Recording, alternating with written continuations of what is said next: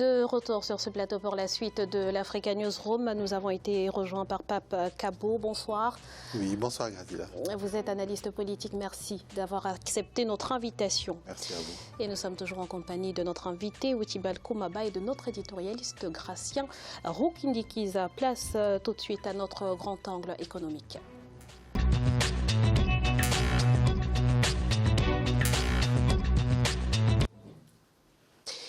L'hebdomadaire The Economist, spécialiste des questions économiques mondiales, a dévoilé le classement des pays qui connaîtront les plus fortes croissances en 2018. Un classement qui réserve quelques surprises en ce qui concerne le continent africain. Reportage d'Ella Djindjaï, notre correspondant au Sénégal. Le Sénégal ne figure pas dans le top 5 du classement des meilleurs taux de croissance africaine de The Economist. Selon l'hebdomadaire The Economist, le top 5 en Afrique est constitué de la Côte d'Ivoire, le Ghana, Djibouti, l'Éthiopie et l'Égypte. Un classement qui étonne certains observateurs qui certainement s'attendaient à voir le Sénégal dans ce peloton de tête si l'on se réfère à l'adresse de la nation que le président Macky Sall a prononcée dans la soirée du 31 décembre 2017. Le fait même de dire qu'on n'est pas dans le top 5, pour l'instant, je ne vois pas les statistiques qui peuvent confirmer qu'on n'est pas dans le top 5. Si on reste sur les indicateurs du Fonds monétaire international, qu'on utilise en général, en tout cas en matière de croissance ou Banque mondiale, je crois qu'aujourd'hui, en tout cas en Afrique, il n'y a que, pour 2017, il n'y a qu'encore une fois la Côte d'Ivoire, l'Éthiopie et Djibouti qui dépassent le Sénégal. Cela montre déjà l'instabilité de ces classements-là. Moi, j'avais à l'époque demandé au gouvernement du Sénégal de ne pas trop se concentrer sur ces classements. Doing Business, PNUD, Indice de développement humain, The Economist, ce sont des classements, c'est juste des classements qui sont basés sur un certain nombre de critères et que vraiment le gouvernement ne devrait pas se focaliser sur ces classements-là. Maintenant, une fois que le gouvernement cherche maintenant par tous les moyens à vouloir être classé systématiquement en bonne position chaque année, voilà la conséquence. Le Sénégal enregistre pour la 3e année consécutive une des meilleures performances économiques en Afrique, selon le président Macky Sall, avec un taux de croissance estimé à 6,8% en 2017. Le Sénégal compte atteindre un taux de croissance de 7% en 2018. Cela s'appuie effectivement sur le dynamisme de la consommation, mais aussi sur le dynamisme de l'investissement, que ce soit l'investissement public, mais aussi l'investissement privé. Et le gouvernement continue à mettre en place un environnement des affaires tout à fait favorable pour développer le secteur privé et rester sur ce cap de croissance au-delà de 7%. Les performances du Sénégal seront encore meilleures quand l'exploitation prochaine des ressources pétrolières et gazières du pays viendra en appoint aux autres secteurs stratégiques pour amplifier la croissance et le développement. Pour la première fois depuis 40 ans, le Sénégal a enregistré un taux de croissance supérieur à 6% en 3 années consécutives. Alors, Côte d'Ivoire, Ghana, Djibouti, Éthiopie et Égypte. Monsieur Kabo, une première réaction après la découverte de ce classement? J'allais dire un classement plutôt correct par rapport à la réalité économique du continent. Le Ghana, comme la Côte d'Ivoire, Djibouti, Égypte, qui se classent devant le Sénégal, ça ne peut pas être une surprise pour ce qui me concerne. Je pense que ce sont des économies qui se portent plutôt bien. Et que ça pose aussi, dans une certaine mesure, une question de la fiabilité des informations qui sont analysées et qui permettent de faire ce classement-là. Ces résultats-là, qui placent le Sénégal hors du top 5, peut, dans une certaine mesure, déranger, mais si on entend les pays qui sont cités, véritablement, ce sont des pays qui, s'ils sont classés devant nous, il n'y a pas à en rougir, c'est véritablement un résultat correct. Par contre, on peut se poser la question de la fiabilité des informations. Quelles sont les sources qui permettent de le dire? Là, on nous parle du FMI qui annonce ces informations-là.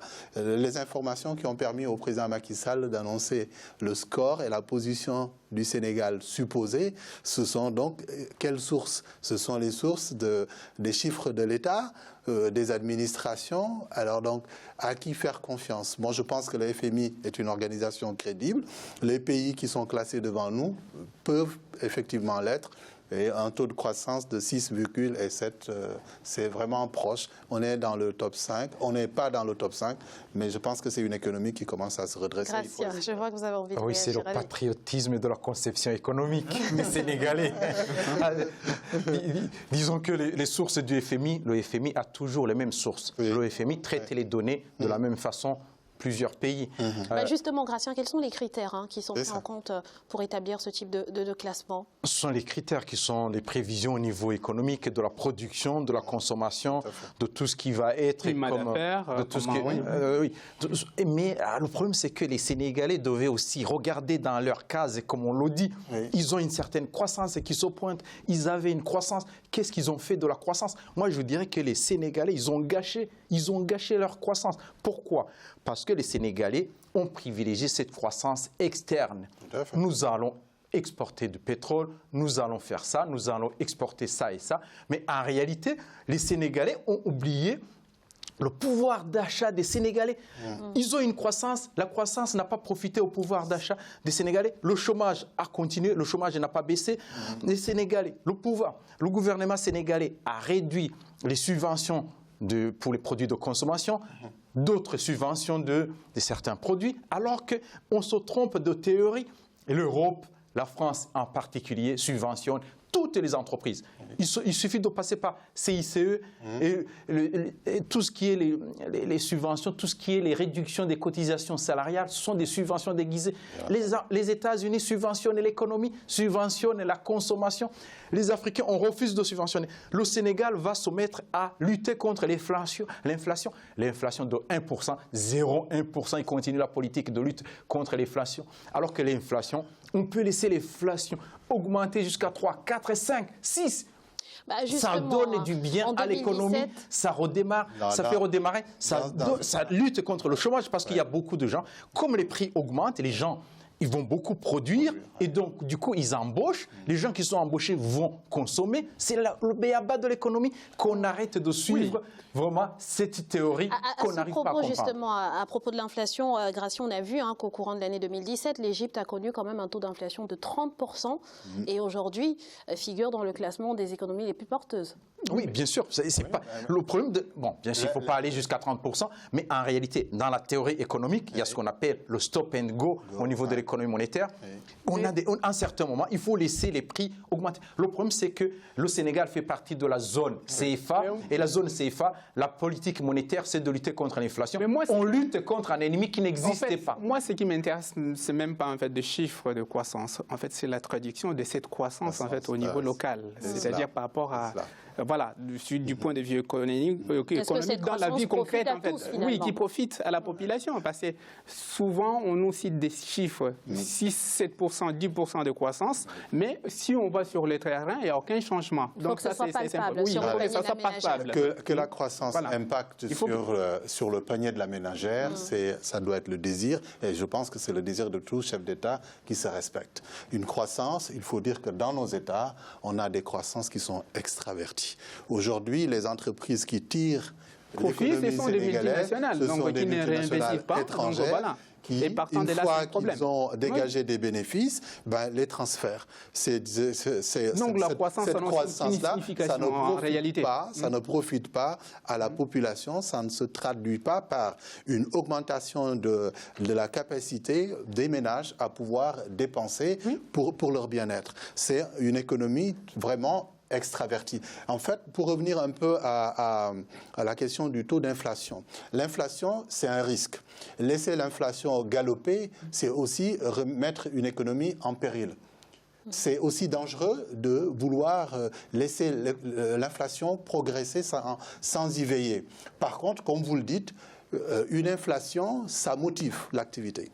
C'est une source d'émulation, de motivation pour que les gens produisent justement plus pour pouvoir compenser. Et moi, je pense d'ailleurs que c'est pourquoi je pense aussi qu'il y a un grand intérêt pour nos États à veiller sur une inflation qui ne serait pas galopante. Sinon, ce serait mais de toute façon, moi, voyez ce qui se passe au Venezuela. Il faut revenir en fait à la politique de subvention. En fait, il faudrait que nos États subventionnent subventionne en fait certains secteurs qui sont vitaux pour l'économie nationale, parce qu'aujourd'hui, quand on voit même des puissances qui nous disaient hier, en fait, qu'il ne faudrait pas subventionner, il faut libéraliser ceci, cela, ils reviennent en fait sur la subvention. Les États-Unis subventionnent, ils ferment même le marché. Au niveau de l'Europe, c'est pareil. Donc, mais en général, c'est très important. Si on entre vraiment en profondeur au niveau de l'inflation, l'inflation, c'est quoi? L'inflation, c'est le résultat d'une certaine politique économique.